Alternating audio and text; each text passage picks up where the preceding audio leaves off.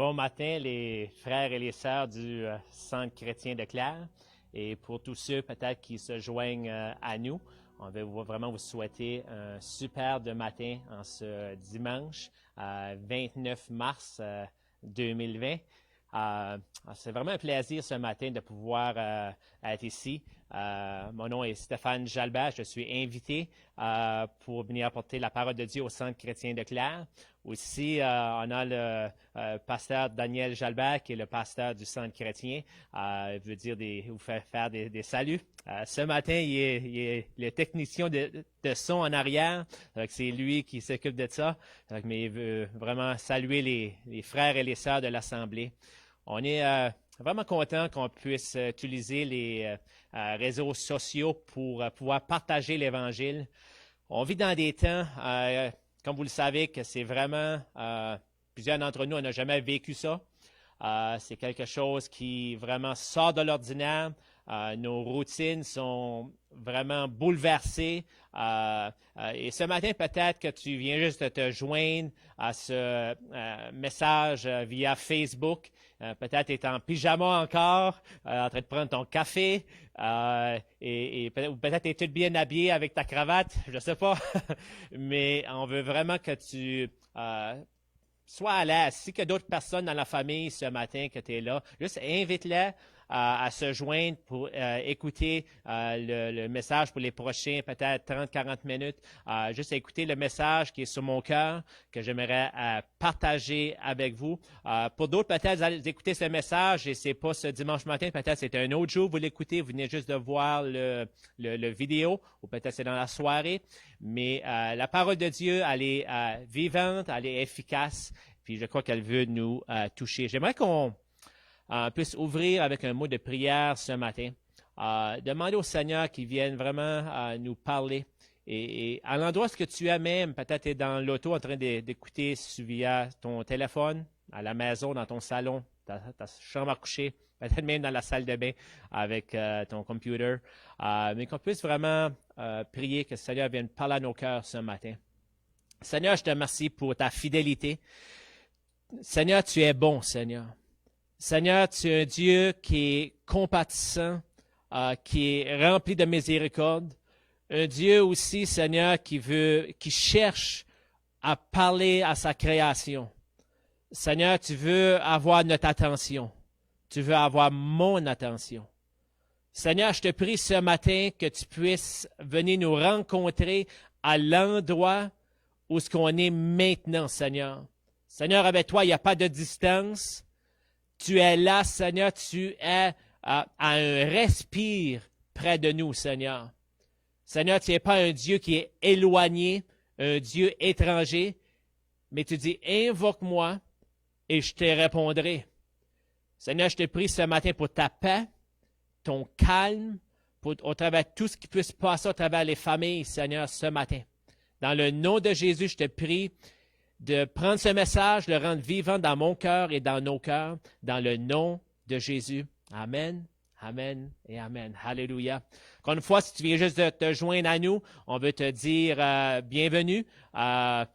Simplement, au nom du Centre chrétien de Clare, on est vraiment heureux de pouvoir porter la parole de Dieu et je suis un invité ce matin, Stéphane Jalbert, pour porter la parole de Dieu. Et simplement, si tu as une Bible avec toi ce matin, tu peux tourner dans le livre de Chroniques, c'est dans l'Ancien Testament, dans 2 Chroniques, au chapitre 28. 2 Chroniques, chapitre 28. Alors que tu prends le temps peut-être de tourner ce matin, peut-être tu vis des temps difficiles, peut-être tu vis des temps, par tout ce qu'on regarde ces derniers temps aux nouvelles et tout ça, tout ce qu'on entend parler, c'est par rapport à ce virus qui atteint les nations de ce monde. Qui aurait cru, dans une courte période de temps comme cela, que les nations de ce monde auraient pu être ébranlées? Qui aurait cru simplement pour juste dans un court moment que la planète aurait été ébranlée par un événement que plusieurs ne s'attendaient pas? Et ce matin, je vais prendre le temps simplement pour parler sur un sujet qui est vraiment important. Parce que souvent, lorsque des temps difficiles dans nos vies, lorsqu'on fait face à l'inconnu, ça apporte beaucoup de crainte, de peur, de questionnement. Et parfois, on fait toutes sortes de choix toutes sortes de décisions qui sont devant nous et on manque, on perd vraiment le cap, un peu comme un navire qui est sur la mer.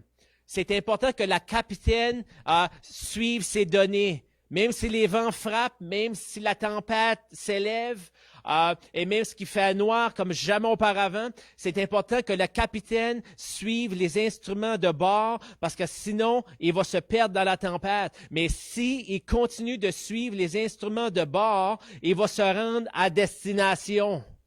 Et ce matin, on a un instrument de bord avec nous, hallelujah, et ça s'appelle la parole de Dieu qui a passé le test du temps, qui a passé au travers les tempêtes de la vie, au travers de génération en génération.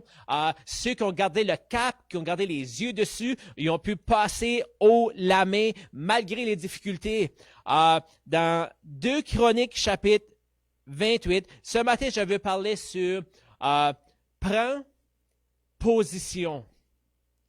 Take a stand. Parfois, certains d'entre nous, on aime la boxe ou certains sports. Et lorsque tu fais du sport ou certaines activités, il faut que tu prennes une position. Il faut que tu gardes ta position parce que si tu ne gardes pas cette position-là, tu peux être ébranlé. Ta position va déterminer comment souvent tu vas finir. Et dans 2 Chroniques, chapitre 28, on voit qu'Israël, spécialement le royaume de Juda, expérimentait des temps difficiles. Il y avait des choses qui sont entrer dans le pays. Les Philistins, qui représentent l'ennemi, je dirais les bébites du diable, qui sont rentrés dans le pays puis ils ont pris position, ils ont pris contrôle du territoire. Et là, il y avait un roi qui s'appelle Akaz. Et Akaz, c'était pas un bon roi. C'était un roi simplement qui marchait contre les choses de Dieu. A wicked king, un roi qui était méchant.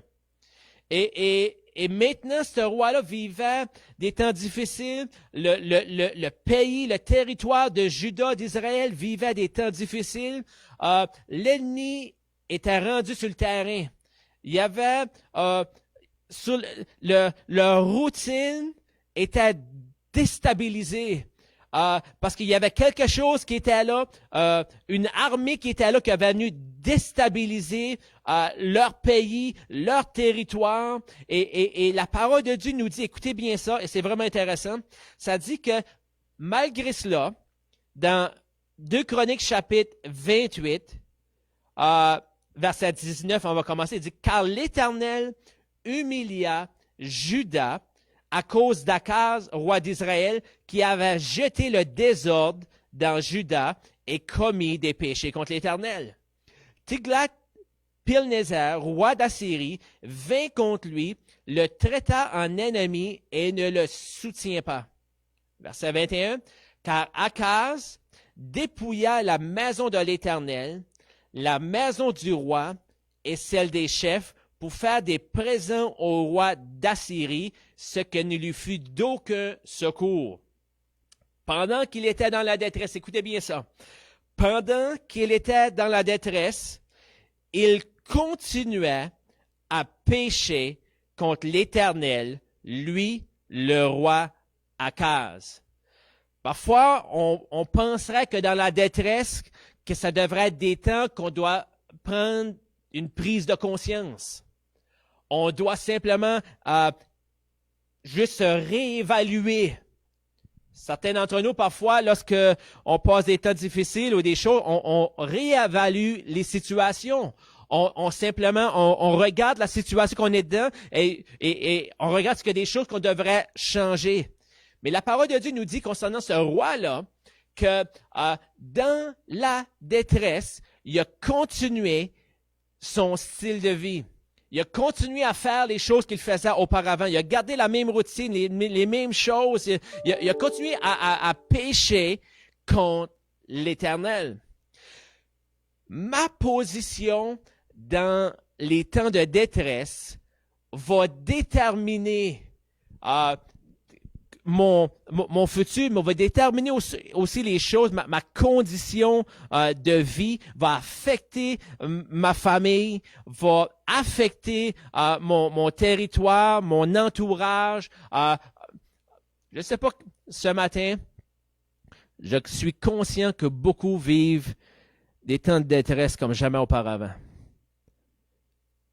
Certains financièrement ils ont perdu déjà beaucoup. Je crois que c'est pas, il y a encore beaucoup de choses qu'on va expérimenter, qu'on va vivre. Certains même à la bourse, qui ont de l'argent, qui ont investi.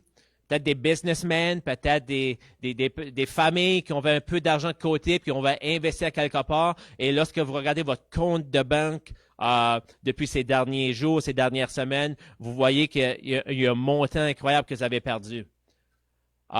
Pour d'autres, c'est votre emploi qui n'est pas stable du tout, ou même vous avez été mis, vous devez être sur le chômage.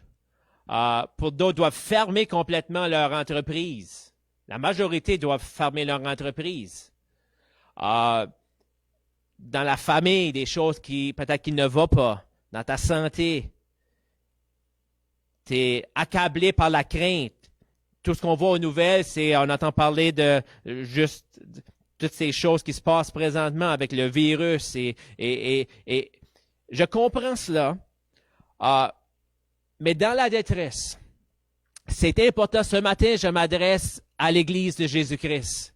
Je m'adresse aussi à ceux qui ne connaissent pas le Seigneur. Peut-être tu vas écouter ce message. Dans la détresse, c'est là qu'il faut prendre position. Pas attendre que lorsque ça va bien aller. C'est facile, tout le monde peut prendre position lorsque les choses vont bien, mais c'est dans la détresse que les choses se déterminent. Dans les temps difficiles, c'est là que ça se passe. C'est lorsque, dans le combat de la vie. La parole de Dieu nous parle de ce roi-là simplement, que pas longtemps après ça, qui est mort. Mais ce que j'aime, c'est que son fils, c'était un roi qui était méchant, comme qu'on a vu, un roi simplement qui avait pratiqué l'idolâtrie, qui a fait périr même des membres de sa famille, qui les a offerts en sacrifice. Il a ouvert l'idolâtrie, il a créé des hauts lieux, des endroits simplement qui adoraient des Baals, qui adoraient des autres dieux. Et peut-être tu dis ce matin, nous, dans notre génération, on n'adore pas d'autres dieux. Je peux dire quelque chose que dans notre génération, on a des dieux que les gens adorent, que les dieux de l'argent, les dieux du sexe, les dieux de la musique, les dieux de soi-même, de simplement qu'on regarde à soi-même, qu'on est quasiment, on pense on peut pas être vaincu, qu'on est intouchable, et c'est des dieux qu'on s'est créés dans nos cœurs, dans nos vies.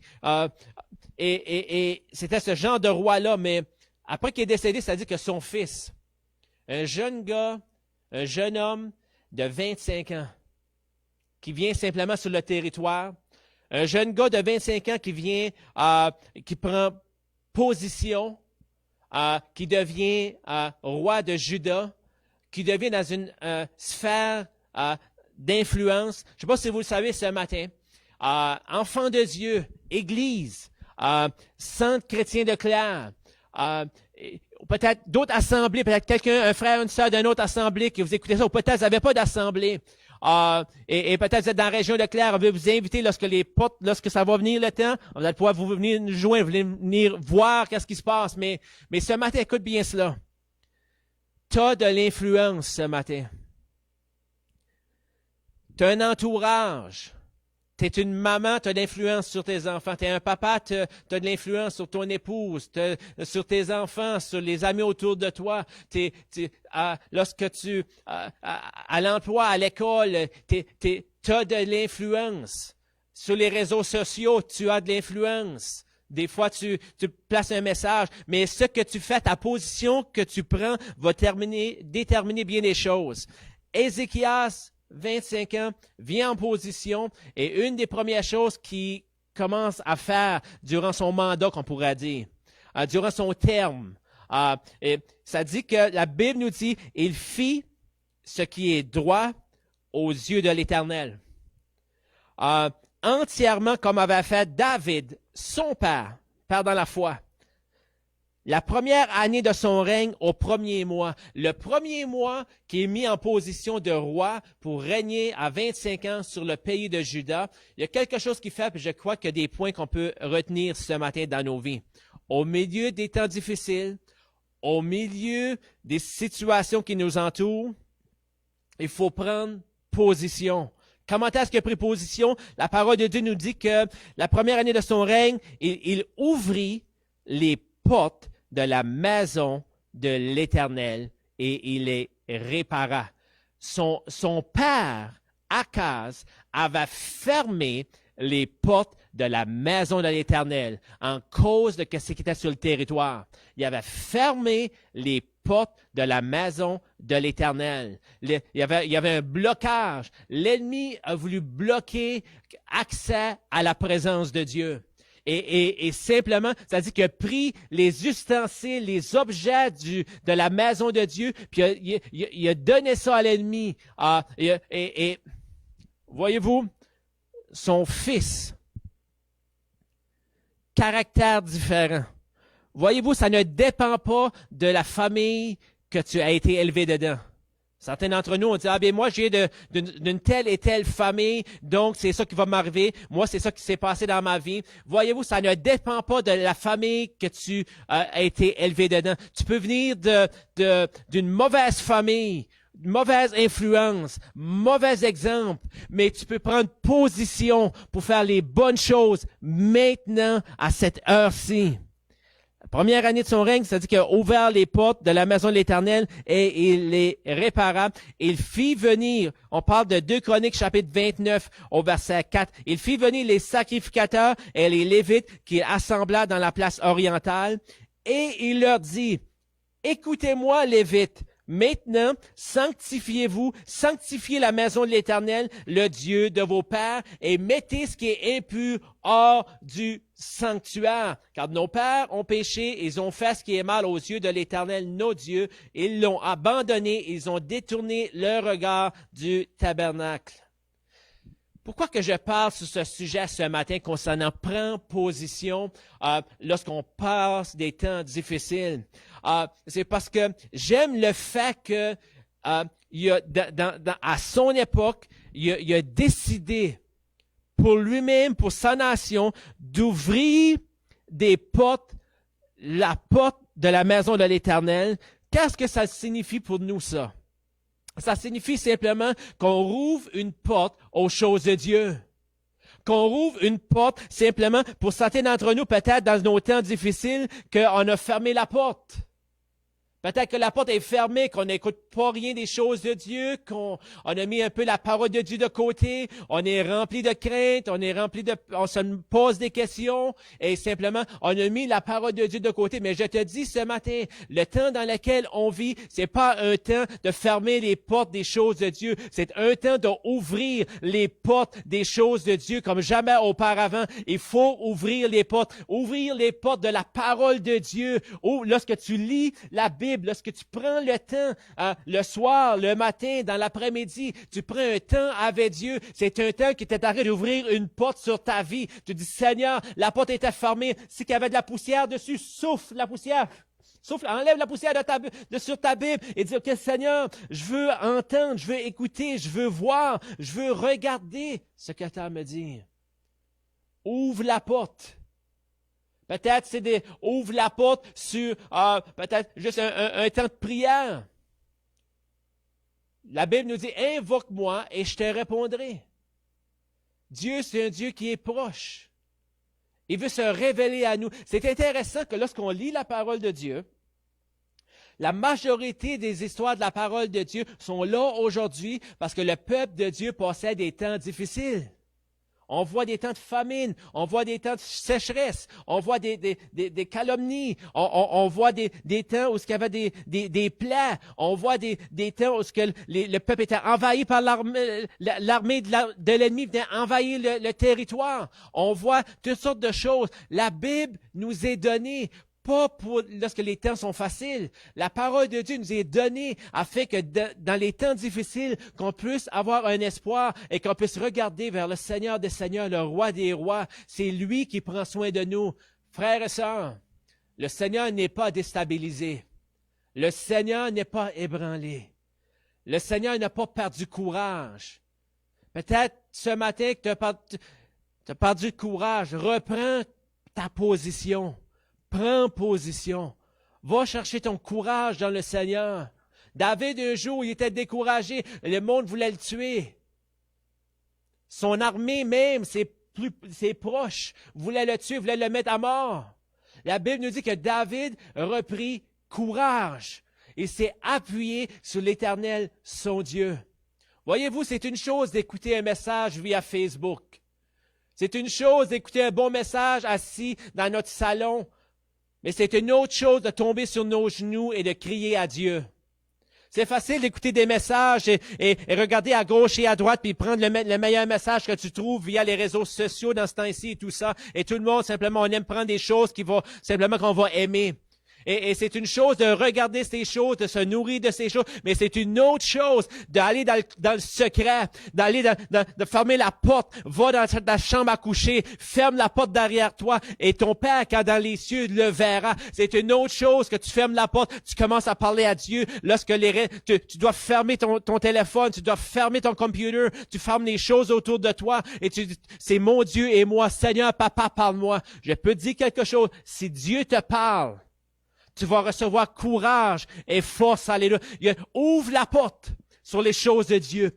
Ouvre la porte sur les temps de communion avec Dieu. Ouvre la porte sur des temps de prière et d'intercession. Ouvre la porte. Mais pas seulement que tu ouvres la porte, mais tu dois réparer. Réparer. Ça dit que Ézéchias a réparé ce qui était brisé. Certains d'entre nous, on a des choses qui sont brisées dans notre vie. Des choses que là, les temps de détresse souvent révèlent les attitudes de notre cœur. Les temps de détresse révèlent nos insécurités, notre faiblesse. Oui, nous sommes faibles. Oui, en nous-mêmes, on n'a pas la solution. Mais en Jésus, nous sommes forts parce qu'il est fort. En lui, j'ai le courage, parce que c'est lui qui donne le courage. En lui, je sais que j'ai un futur, pas déterminé sur les circonstances qui se passent présentement, mais parce que le Seigneur le dit. Lui faire confiance. Trust in the Lord with all your heart. Fais confiance dans le Seigneur, en lui, avec tout ton cœur. Ne t'appuie pas sur ta propre sagesse. Oh, I know those things. Oh, je connais ces choses-là. Appuie-toi. Appuie-toi sur le Seigneur. J'écoutais quelque chose juste cette semaine. Des célébrités selon le monde. Puis là, ils essaient d'encourager les gens, de dire, on va passer au travers, on va s'en sortir et tout ça. Oui, peut-être qu'on va s'en sortir, mais comment est-ce que tu vas t'en sortir? Est-ce que tu vas sortir simplement avec un témoignage de la puissance de Dieu dans ta vie? Comment est-ce qu'il t'a gardé, t'a préservé?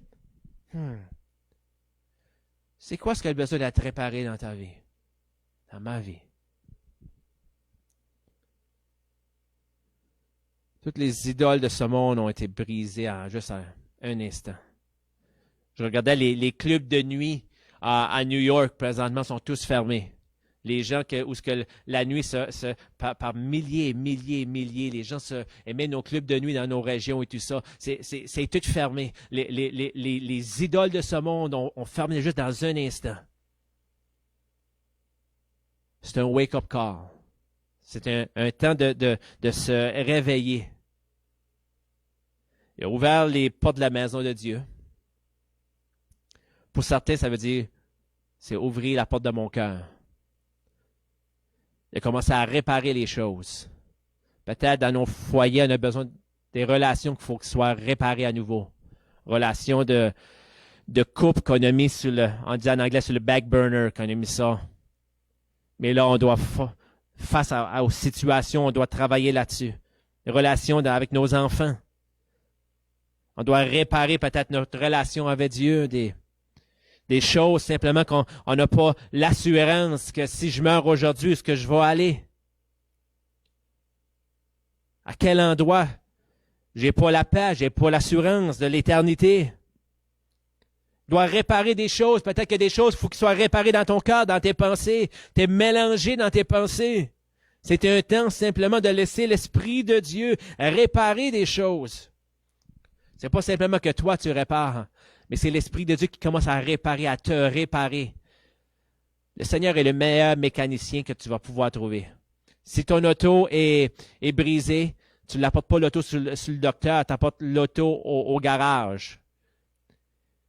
Lorsque mon âme est déchirée, lorsque mes pensées sont mélangées, lorsque je suis brisé, j'ai perdu ma paix, où est-ce que je vais? Je regarde vers les montagnes, d'où me vient le secours? Le secours me vient de l'Éternel. Je regarde vers Dieu, qui apporte la paix, qui apporte la délivrance, qui apporte la liberté. Pas simplement qu'on ouvre les portes aux choses de Dieu, pas simplement aussi qu'il a réparé, mais aussi ça dit qu'il a rétabli, écoutez bien, il dit, il fit venir les sacrificateurs et les Lévites qu'il assembla dans la place orientale. Il a réétabli et reconnu l'importance de l'autorité spirituelle dans sa vie. Il a réétabli des autorités spirituelles dans la nation. Plusieurs d'entre nous ont dit, moi, je fais ma vie comme que je veux, puis vous ne direz pas quoi faire, tu ne diras pas quoi faire, je peux faire quelque chose. Mais il y a des autorités, la Bible nous dit que toutes autorités sont établies par Dieu, mais il y a des autorités spirituelles que Dieu a établies sur son Église. Et gloire à Dieu, c'est pour le bien-être. C'est le gouvernement spirituel, autant qu'il y a un gouvernement naturel. Et merci Seigneur pour les gouvernements. Je vais prendre une seconde. Merci Seigneur pour notre gouvernement. Merci qui essaie de faire leur meilleur. Tu dis, moi, je suis pour ou contre. C'est pas ça que je parle ce matin. La Bible nous dit de prier pour nos gouvernements, pour les personnes en autorité, nos maires, notre entourage, notre pays. Et ils ont des décisions à faire qu'aucun d'eux, Parlement, n'aurait jamais voulu faire. Mais ils sont mis dans des positions pour trouver le mieux pour les gens. Il faut prier pour eux. Il faut les garder en prière, mais aussi s'il y a des gouvernements naturels, il y a un gouvernement spirituel que Dieu a établi, des pasteurs, des leaders, il a établi des évangélistes, des enseignants, des prophètes, il a établi tous ces gens-là simplement qui, pour le bon fonctionnement de l'Église de Christ, il a rétabli des choses dans sa vie. Et certains d'entre nous, peut-être qu'on doit se repositionner. Je dis, prends ta position en tant qu'enfant de Dieu, prends ta position du Seigneur. Je veux, après moi, respecter les autorités que tu as mis autour de moi. Les autorités, peut-être que c'est ça qu'il faut être réparé. Pasteur un tel, il me dit ça. Pasteur lui, il a fait ça, lui. Et on garde des cicatrices pendant des années et des années et des années. C'est que les sacrificateurs et les Lévites, simplement, on les a mis de côté et maintenant on essaie de fonctionner par nous-mêmes, mais ça ne marche pas. Reprends position, frères et sœurs, en comprenant l'aspect de l'autorité spirituelle, car si tu comprends ça, il y a des grandes bénédictions qui vont venir dans ta vie, dans ton foyer, dans ta nation. Pas simplement que, on va terminer dans quelques instants, mais pas simplement que rétablir les autorités dans son foyer ou dans sa nation, dans sa vie. Et il a reconnu l'importance de l'autorité spirituelle. Il a reconnu l'importance de l'autorité spirituelle, des choses de Dieu. Je veux suivre le Seigneur, mais les autorités spirituelles, je veux rien savoir. Les autorités mises par Dieu, établies par Dieu.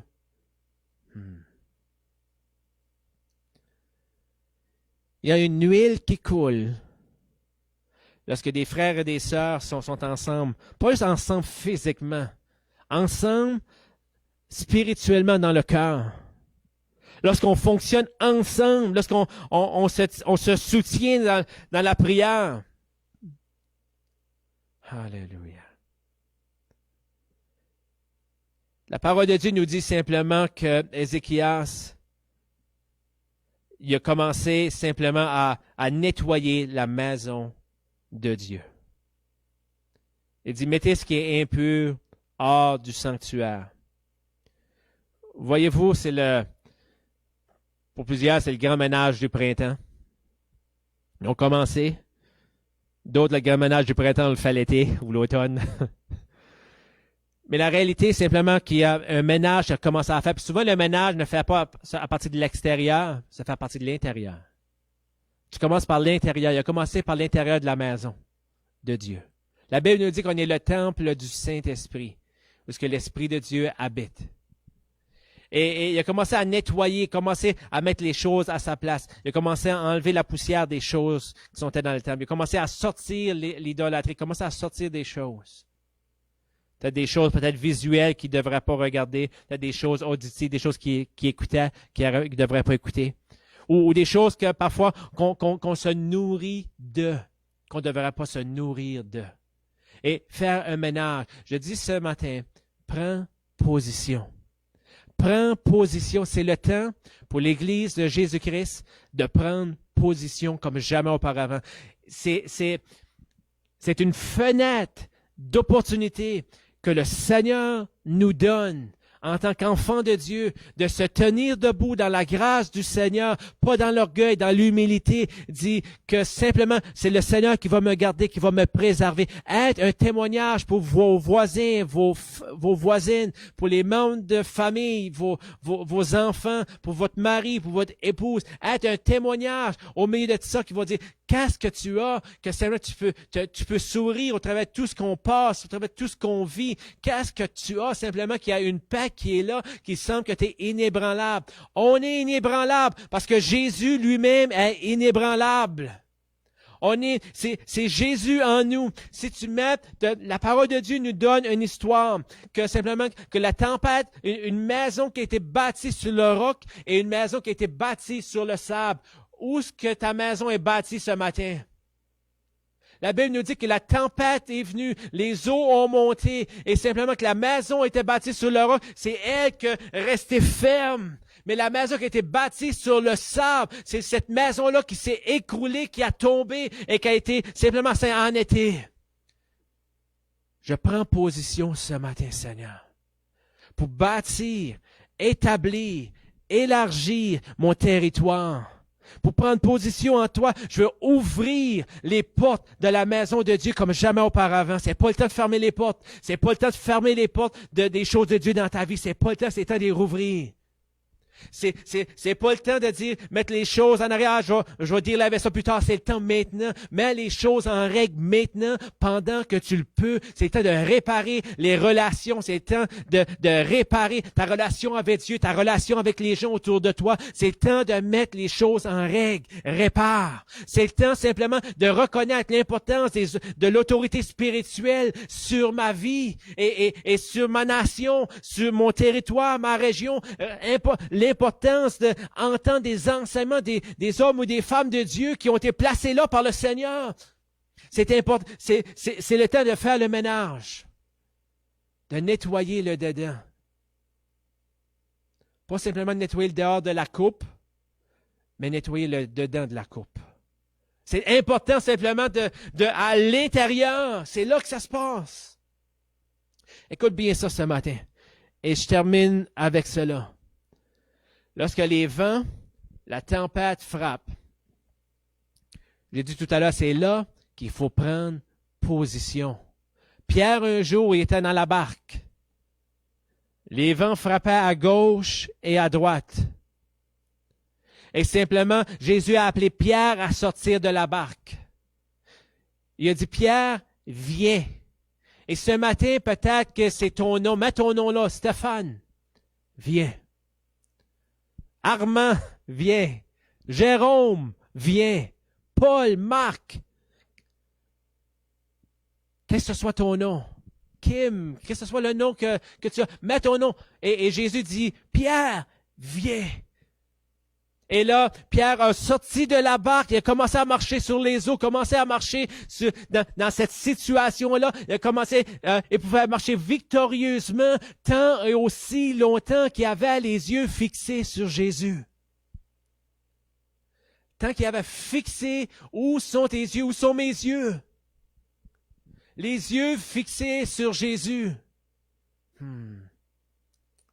Et là, il a pu passer, il marchait dans des situations impossibles. Les gens auraient pu dire, ah, c'est impossible de marcher sur les eaux, mais tu vas avec le Seigneur. Ceux qui connaîtront leur Dieu feront des exploits. Il y a des choses que tu vas passer au travers avec Dieu, que sans Dieu, jamais que tu vas pouvoir passer au travers. Et alors, simplement que Pierre est là. Et il a répondu personnellement à l'appel de Dieu pour sa vie, à l'invitation de Dieu pour sa vie.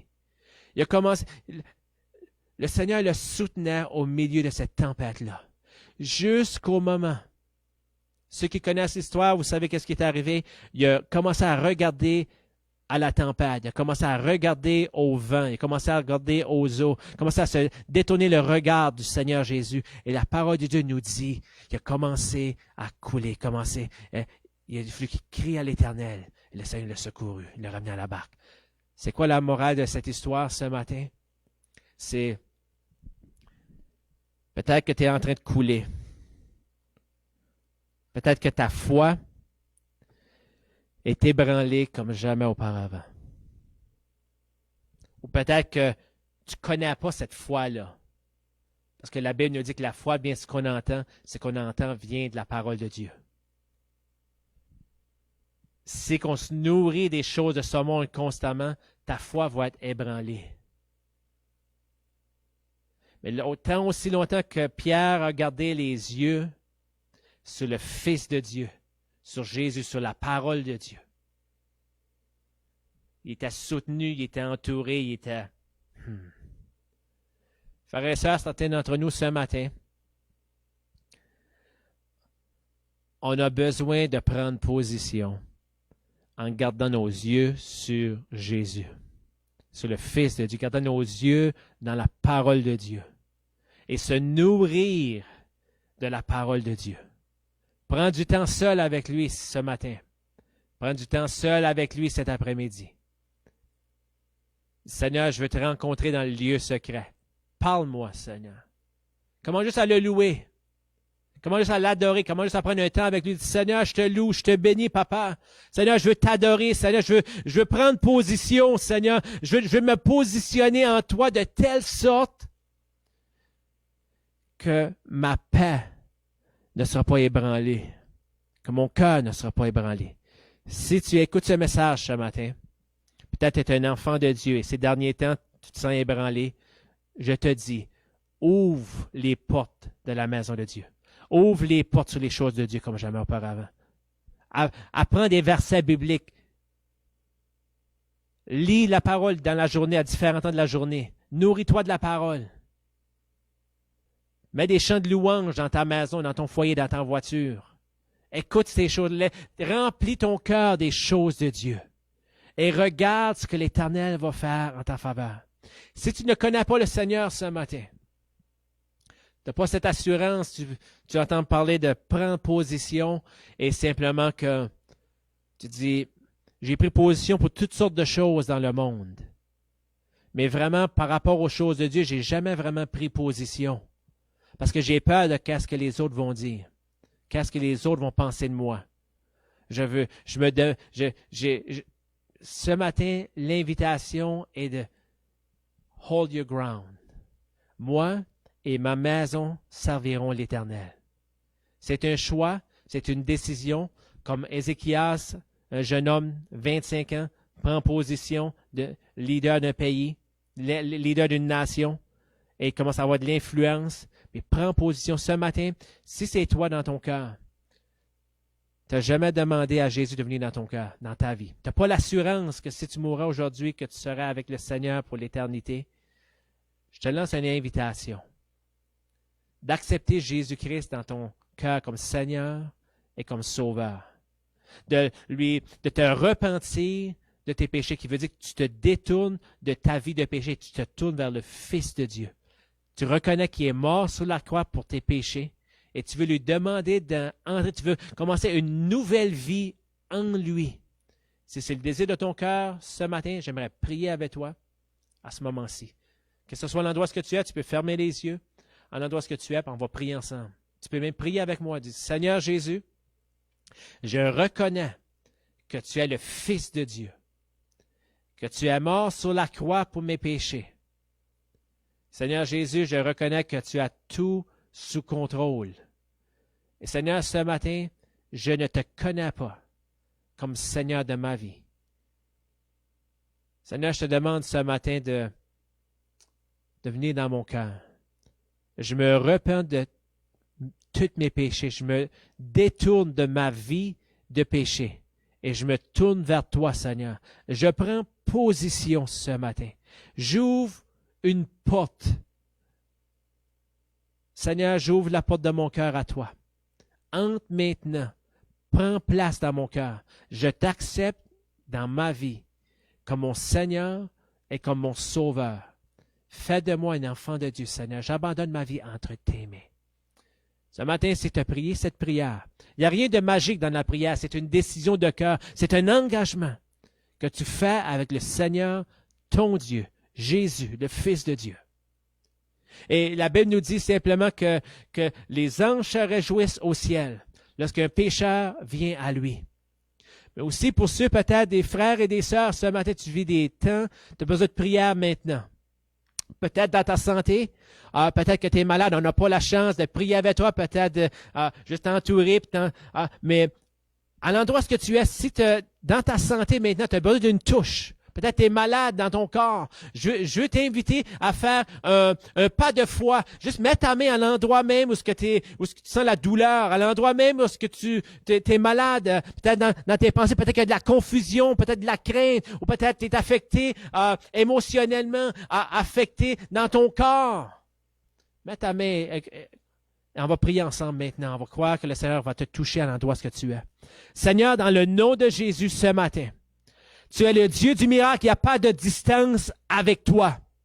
Seigneur, je prie ce matin que tu puisses toucher mon frère et ma sœur, ou cet individu, Seigneur, qui a besoin d'une guérison dans son corps, que ce soit dans le dos, Seigneur, que ce soit, Seigneur Jésus, dans ses organes, Seigneur, que ce soit dans les poumons, Seigneur, que ce soit dans ses jambes, Seigneur, que ce soit dans la circulation, peut-être, Seigneur Jésus, Seigneur, qu'il expérimente des symptômes, Seigneur, physiques, Seigneur, qui occasionnent des craintes et des peurs et qui ne peut même pas se rendre à l'hôpital, Seigneur. Mais Seigneur, je prie dans le nom de Jésus ce matin, sois guéri complètement de toute infirmité, sois guéri complètement de ta maladie. On chasse la maladie dans le nom de Jésus. Si tu es à l'endroit où tu es présentement et tu as une maladie quelconque ou tu as un malaise quelconque, prends autorité maintenant, dis dans le nom de Jésus, cancer, je t'ordonne de sortir de mon corps, dans le nom de Jésus, que ce soit la douleur, que ce soit des choses qui sont là, dans le nom de Jésus, je te commande, je t'ordonne de quitter ma vie. Dans le nom de Jésus, on prend position contre la maladie. On prend position maintenant en Jésus. Seigneur, je déclare la paix. Je déclare, Seigneur, ta guérison ce matin, Seigneur. Je déclare, Seigneur, la restauration pour ceux et celles qui ont besoin de restauration, qui ont dans leur cœur, qui veulent réparer des choses, Seigneur. Dans le nom de Jésus, mets ta main ce matin. Alléluia. La Bible nous dit, invoque-moi et je te répondrai. Approche-toi de lui et je m'approcherai de toi. Mon frère, ma sœur, on veut te remercier ce matin de t'avoir joint à nous pour ce message via Facebook.